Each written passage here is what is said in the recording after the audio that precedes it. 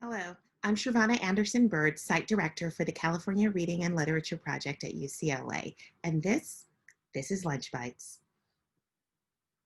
Today on Lunch Bites, we're going to have a quick discussion on culturally responsive teaching, specifically with the dimensions of culturally responsive teaching. This is based off the work of Richards et al., who combined all the great research from seminal work, previous researchers around culturally responsive teaching, and put them in these neat little organizers called the dimensions. So the first would be institutional, and that could be our school site. It can also include the district office and the other schools that make up the larger district community. Thinking of the practices that are culturally responsive in that institution.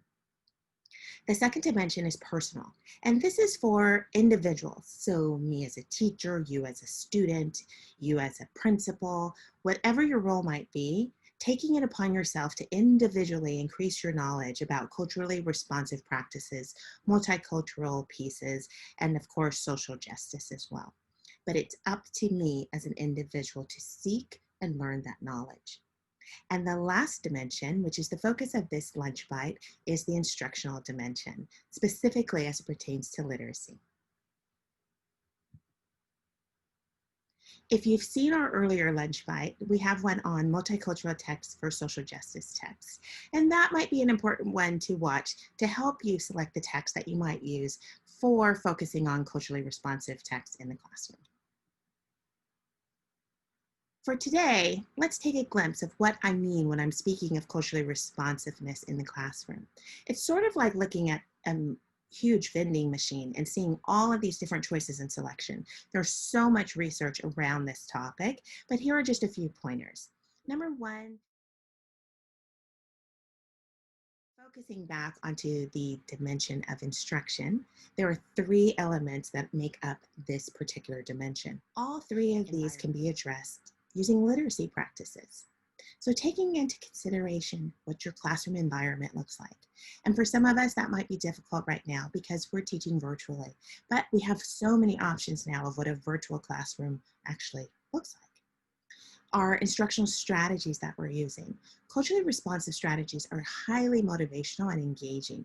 And so online platforms right now are a great place to try and include those pieces because we're trying to maintain engagement in a sitting position focused on a screen for a significant amount of time. And lastly would be the learning activities. And so making sure that how we allow students to deepen their knowledge or express what they've learned are culturally responsive in actions. So here's a look at some new books that I can provide this week on Lunch Bites. And Julian. So here we have Julian is a Mermaid. And this is a great book that talks about aspirations and talks about people being who they are and who they want to be. So here we have Julian. So some questions to ask yourself.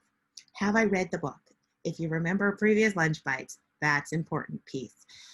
What learning do I want my students to take away from this book? So what are the big themes, the topics, the ideas, the concepts that I want them to have for life because they read this book?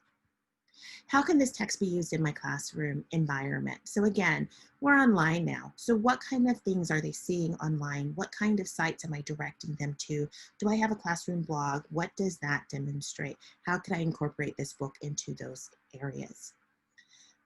How does this book fit in with the curriculum of my year? So if this is all about identity and being who you are and accepting who you are and accepting others for who they are, how does that work across my whole curriculum? I would hope that's a topic that gets discussed frequently. And lastly, what kind of activities should I use for my students to engage in the learning? So after they've read this book or while they're reading this book, what kind of discussions are they going to be having? What kind of essential questions have I asked that they'll be able to engage in? What kind of ways are they going to show me who they are and what they bring to my classroom environment as they're talking through learning this book, going deeper into this book?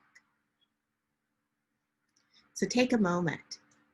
Take a moment to think how the books that you use currently shape your school. And we're saying our school, our hallways, your classroom environment. What does the room look like? Who's up on the room? Does the picture on the room reflect the students in the seat? Do the cultures on the doors, in the music, in the sounds reflect the students? And do they reflect the students who aren't there as well? How does the text support a more culturally responsive and sustaining curriculum? Again, we need to address what's being taught in the curriculum. I'm not saying to throw it out, but how can we support it and make it more inclusive of all of the different populations that we have in our schools? How can I use text in a more culturally responsive way in my instruction even? So do I instruct from one point of view? Do I instruct in a manner that simply, teacher speaks, student raises hands, teacher speaks, student raises hands? Or do I have other ways to engage my students? And lastly, the actual learning activities and the engagement opportunities that my students will use because of this book need to be culturally responsive. And a key piece of being culturally responsive for our students is to actually include their voice in a socially just manner. So how am I encouraging my students to make their voices heard in the greater community, in the larger community? Here's a book, Julian, the mermaid, right? How can they take what they learned from that book to support other populations, to support other things in the world that they want to see differently or accepted? Right? How are you using culturally responsive literature? Is it reflected beyond the pages of a text? So is it part of your everyday routine during your ELA time, or is it only when you choose certain texts to share with the students? Have you been bold enough in addressing this in the curriculum? So how many opportunities actually exist in the curriculum to infuse culturally responsive and culturally relevant texts with your students? Lastly, do you provide opportunities for your students to engage in culturally responsive ways, ways that they feel comfortable sharing and going deeper in the learning that they've just experienced?